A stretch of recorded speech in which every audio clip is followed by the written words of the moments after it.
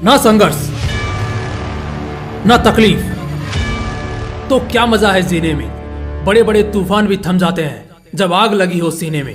ये जो golden line है ना, ये बिल्कुल फिट बैठती है उस शख्स की कहानी पर जिसकी जिंदगी की असली दास्तान आज मैं आपको सुनाने वाला हूँ। दोस्तों, आज आएगा असली मजा, क्योंकि जिस शख्स की कहानी आप सुनने वाले हैं वो अपने आप में एक फायर है और इसी वजह से आज की वीडियो आग लगाने वाली है। जो नाकारा स्टूडेंट्स अक्सर ये कहते हैं ना कि गांव में घरों में बिजली नहीं होती, इस वजह से हम पढ़ नहीं पाते, कोई पढ़ाने वाला नहीं होता, इस वजह से पढ़ नहीं पाते, उतनी जानकारी नहीं होती, इस वजह से वो पढ़ नहीं पाते, शायद उतनी सुविधाएं नहीं मिलती जिस वजह से वो पढ़ नहीं पाते। ऐसे न जाने कितने ही बहाने हैं जिनके सहारे कुछ निकम्मे स्टूडेंट्स पढ़ाई लिखाई छोड़कर अपनी जवानी मौज मस्ती में बर्बाद करते हैं। इन सब में जो सबसे ज्यादा सुनने वाला बहाना है वो है कि पढ़ाई का खर्चा बहुत महंगा है, उतनी हमारी औकात नहीं है। बस इसी कथन को गलत साबित किया है आज की सक्सेस स्टोरी के उस किरदार ने जिनकी कहानी आप सुनने वाले हैं। वो जब पढ़ाना शुरू करते हैं तो मुरझाए फूल भी खिलने लगते हैं, क्योंकि उनके पढ़ाने का जो स्टाइल होता है उस पर आज लाखों स्टूडेंट्स जान छिड़कते हैं और उनसे पढ़ने को पागल हैं, जिनकी बदौलत न जाने कितने ही गरीब छात्रों की जिंदगी सफल बनी है और बड़े बड़े कॉम्पिटिटिव एग्जाम्स में बिना किसी भारी कोचिंग फीस के उनका सिलेक्शन हुआ है। और आज के तारीख में वो लाखों करोड़ों स्टूडेंट्स के भगवान माने जाते हैं। पढ़ाने का अंदाज बता देता है कि टीचर कैसा है। और जिनकी कहानी आप सुनने वाले हैं उनका तो अंदाज और एटीट्यूड इतना फायरिंग है कि वो मूर्ख से मूर्ख स्टूडेंट को चैलेंज करके पढ़ाते हैं कि अगर दम है तो जो पढ़ाया उसे भूल के दिखाओ। मैं बात कर रहा हूँ one and only the legendary in teaching, Khan sir की। तो दोस्तों, क्यों ना आज की इस वीडियो में आग लगाई जाए, क्योंकि खान सर की कहानी में वो सब कुछ है जो एक मिक्स मसालेदार मूवी बनाकर उसे ब्लॉकबस्टर कर दे।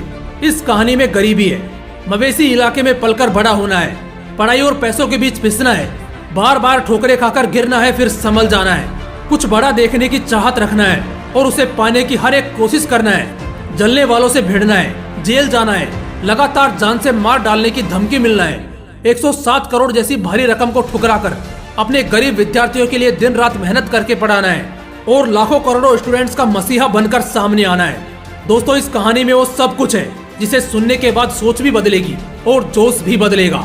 11 दिसंबर 1992 को एक मिडिल क्लास फैमिली में जन्म होता है एक बड़े ही अद्भुत बच्चे का, जिन्हें आज हम खान सर के नाम से जानते हैं। इनके पिता आर्मी में थे और इनकी माताजी एक हाउसवाइफ थी। घर कोई रईसों वाला तो था नहीं, इसलिए हर गरीब और एक मिडिल क्लास पेरेंट्स की तरह उन्हें भी हमेशा पढ़ने के लिए बोला जाता। उनकी माँ से अक्सर उनकी खूब पिटाई होती, क्योंकि वो पढ़ाई में बेशक एक अच्छे छात्र थे, लेकिन बावजूद इसके वो पढ़ाई करते हुए बहुत कम नजर आते। कुछ स्टूडेंट्स ऐसे होते हैं ना जो एग्जाम से कुछ रातें पहले पढ़कर भी एग्जाम टॉप कर जाते हैं। हमारे खान सर भी उन्हीं में से एक थे। बचपन वैसे ही गुजरा जैसे ज्यादातर गरीब बच्चों का गुजरता है, दिन भर गाँव और खेतों में घूमना और शाम को घर आकर माँ की डांट और मार खाना। लेकिन खान सर बिना मकसद के कभी भी नहीं रहे। उनका विजन बचपन से क्लियर था। वो खेल कूद और शरारतों में जरूर आगे थे, लेकिन बचपन के बहुत कम उम्र में ही उन्होंने अपने जीवन का लक्ष्य सेट कर लिया था कि उन्हें एनडीए का एग्जाम क्लियर करके एक आर्मी ऑफिसर बनना है। यहाँ पर हमें खान सर से ये सीखने को मिलता है कि जीवन के शुरुआत में ही अपना लक्ष्य जरूर सेट कर लो। भले ही तुम दुनिया को भटके हुए लगो, लेकिन तुम अपने उस लक्ष्य को पाने की आस मन में जगाए रखो। खान सर कई इंटरव्यूज में अपनी शुरुआती पढ़ाई को लेकर कहते हैं कि 8th क्लास तक उनका पढ़ाई से बिल्कुल भी वास्ता नहीं था। वो बस नाम के लिए पढ़ते थे और बड़े कम नंबर लाते थे। लेकिन 9th क्लास में आने के बाद से उनको समझ आ गया कि बाकी सब मोह माया है। अगर आज पढ़ाई नहीं की तो कल कोई हाल चाल भी नहीं पूछेगा। बस इसी जिद के साथ उन्होंने उस छोटी सी एज में एनडीए की तैयारी करनी शुरू कर दी। जहां दूसरे लोग 10th पास आउट के बाद से एनडीए का सपना देखते हैं, मगर खान सर 9वीं क्लास से ही तैयारी में लग चुके थे।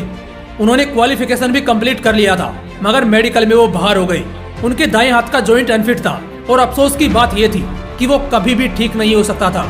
यहाँ पर खान सर को बड़ा झटका लगता है, क्योंकि एक ऐसा ख्वाब जिसे आपने बहुत छोटी उम्र में देखा हो, उसके लिए खूब खून पसीने बहाए हो, मगर किस्मत में ग्रहण लगने की वजह से वो कभी पूरा ना हो पाए, तो जिंदगी से ही इंटरेस्ट हट जाता है। इसके बाद दोबारा किसी बड़े ख्वाब को पाने का सोचना तो दूर, इंसान ठीक से मैदान में उतर भी नहीं पाता। कुछ ऐसा ही हाल खान सर के साथ भी था। इससे उनका सपना जरूर टूटा, मगर हौसला नहीं। खैर, इसके बाद उन्होंने इलाहाबाद यूनिवर्सिटी से अपनी ग्रेजुएशन पूरी की और इसी बीच उनकी फाइनेंशियल कंडीशन बहुत ज्यादा बिगड़ गई। आप में से बहुत से लोगों को शायद मालूम नहीं होगा, लेकिन खान सर एक क्रांतिकारी सोशल एक्टिविस्ट हैं और इसी के चलते कॉलेज टाइम में वो 3 बार जेल भी जा चुके हैं। उन्हें समाज में हो रहे गलत कामों से सख्त नफरत है और इसी नफरत के कारण उन्होंने काफी लोगों की सोच को बदला है। उनके एक दोस्त के कहने पर उन्होंने एक लड़के को होम ट्यूशन देना चालू किया। उन्हें उस वक्त बिल्कुल भी पढ़ाने के बारे में आइडिया नहीं था और उस वक्त वो किसी भी रूप में एक टीचर नहीं लगते थे क्योंकि वो बहुत यंग थे। लेकिन उन्होंने उस बच्चे को होम ट्यूशन दिया और अब इसे किस्मत का दाव कहिए या खान सर की मेहनत कि वो बच्चा एक एवरेज स्टूडेंट से सीधा क्लास में टॉप कर गया, जिससे उसके पेरेंट्स भी बहुत खुश हुए। ठीक इसके बाद खान सर को एक कोचिंग क्लासेस ज्वाइन करने का सुझाव मिला, जहां वो पढ़ाने के लिए गई। वहीं से उनका टीचिंग करियर स्टार्ट हो गया। वहां पर उनके पढ़ाने का तरीका दूसरे टीचर से एकदम हटकर और सबसे यूनिक और एक्सीलेंट था। वो बच्चों को काफी डीप जाकर पढ़ाने लगे और इस वजह से उस कोचिंग क्लासेज का बिजनेस फेल हो गया। कोचिंग के ओनर ने खान सर को कहा कि आप इस फीस में इतना ज्यादा डीप क्यों पढ़ा रहे हैं। उस कोचिंग क्लासेज के ओनर को पैसा दिख रहा था, लेकिन खान सर को बच्चों का फ्यूचर। इसी वजह से उन्हें उस कोचिंग से हटा दिया गया और खान सर के हटते ही अगले 6 महीने में वो कोचिंग भी बंद हो गया। कुछ ऐसा जलवा था हमारे खान सर का। कहानी ने नया मोड़ तब लिया जब खान सर ने खुद का कोचिंग स्टार्ट करने का सोचा। उन्होंने पटना में खुद का कोचिंग स्टार्ट किया। इसमें बच्चों की भीड़ इस कदर बढ़ी जितना दूसरे किसी भी कोचिंग क्लासेज में नहीं थी और इससे दूसरों को नुकसान हो रहा था।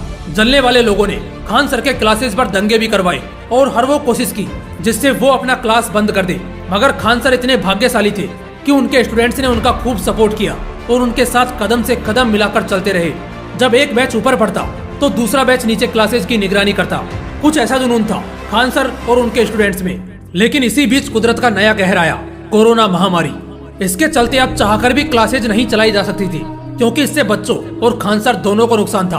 खान सर बहुत ज्यादा स्ट्रेस में थे क्योंकि एक तो बड़ी मुश्किल से जितना भी बचा कुचा पैसा था सब क्लासेज में इन्वेस्ट किया और बच्चों का एकेडमिक सेशन पूरा होने से पहले ही क्लासेज बंद करनी पड़ी।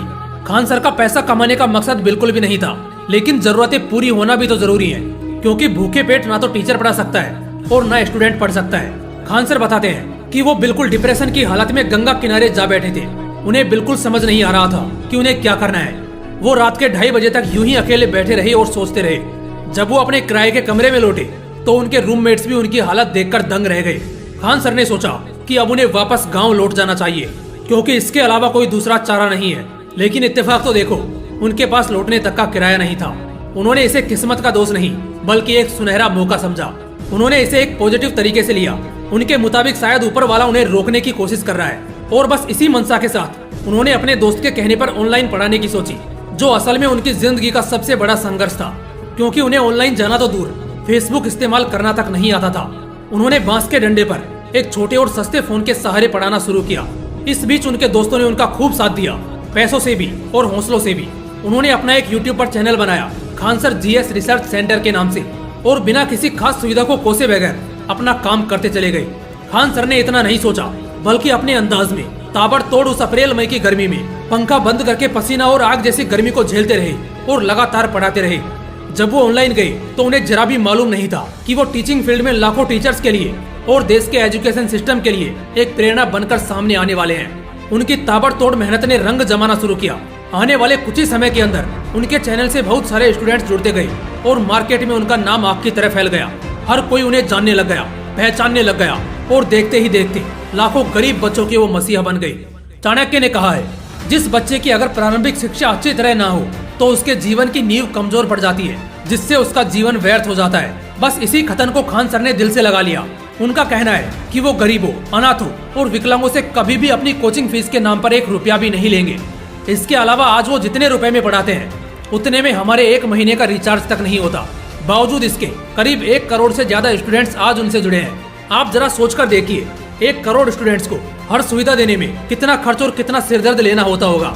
मगर बावजूद इसके खान सर भारत के उज्जवल भविष्य के लिए हर मुमकिन कोशिश कर रहे हैं जिससे बच्चों को एक मजबूत शिक्षा मिले। दोस्तों, खान सर का मिशन है कि कैसे वो कम से कम फीस में ज्यादा से ज्यादा बच्चों को पढ़ाकर देश संभालने के काबिल बना सके, और ये मुमकिन भी हो रहा है। आज उनके कोचिंग में पढ़ने वाले वो गरीब बच्चे उन्हीं से पढ़कर हर कम्पिटिटिव एग्जाम को क्रैक कर पा रहे हैं। दोस्तों, उन्हें 107 करोड़ रुपए का ऑफर भी आया था। इतने पैसों में किसी की भी नीयत डगमगा सकती है, लेकिन हमारे खान सर बिकने वालों में से नहीं, फौज तैयार करने वालों में से हैं। दोस्तों, खान सर के लिए एक लाइक तो बनता है। बाकी फिर मिलते हैं अगले वीडियो में एक पावरफुल मोटिवेशन के साथ। तब तक के लिए जय हिंद, वंदे मातरम।